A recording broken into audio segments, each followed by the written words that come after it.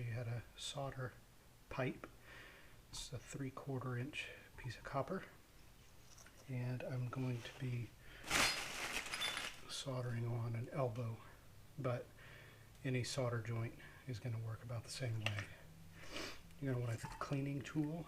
These comes in a lot of different shapes and sizes. This has the pipe cleaner for both 3/4 and 1/2 inch, as well as the fitting cleaner for 3/4 and 1/2 inch.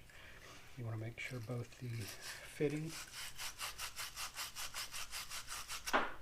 on both sides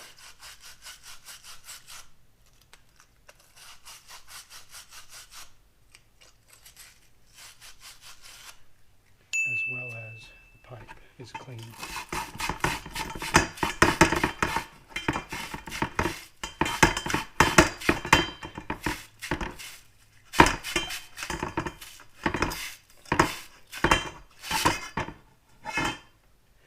You want it to be nice and shiny, and you can see the wear marks from the brush.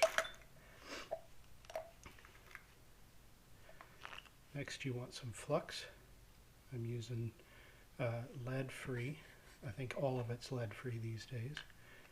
And a little brush.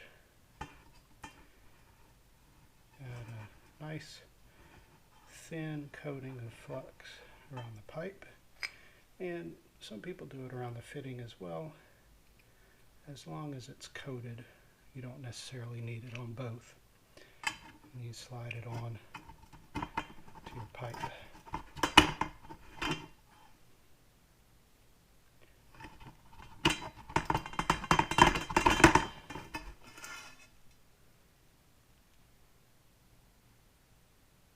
Pipe has a little lip on it.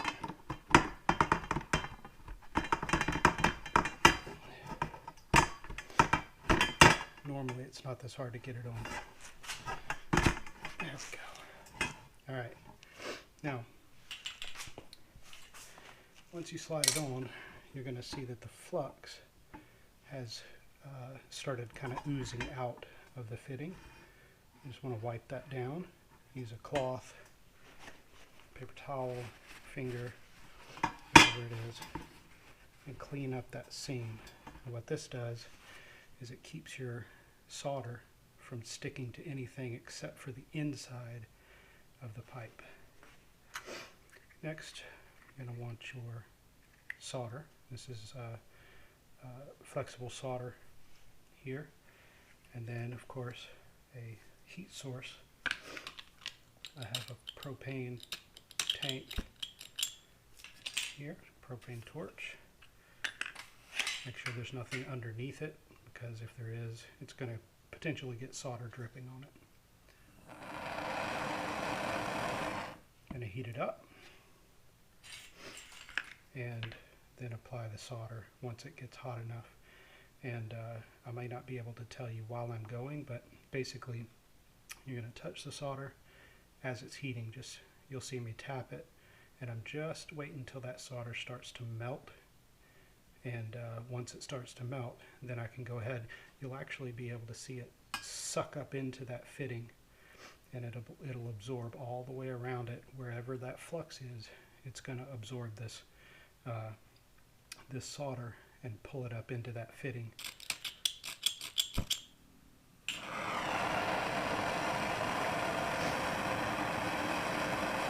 Get your torch close.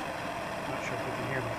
Get your torch close to the thing so the flame wraps around that fitting. Also, heat rises, so start your torch at the bottom so the heat goes up around the whole fitting.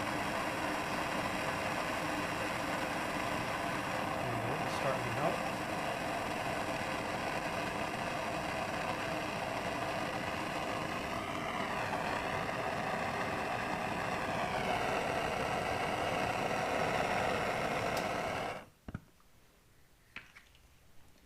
It goes pretty fast as long as there's no water in the pipe. If there's water in the pipe, just even a tiny little trickle, it will stop it from heating enough to actually suck up the solder.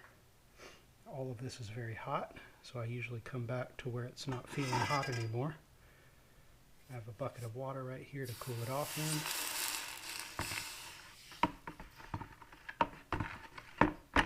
Run it around in there a little bit. Go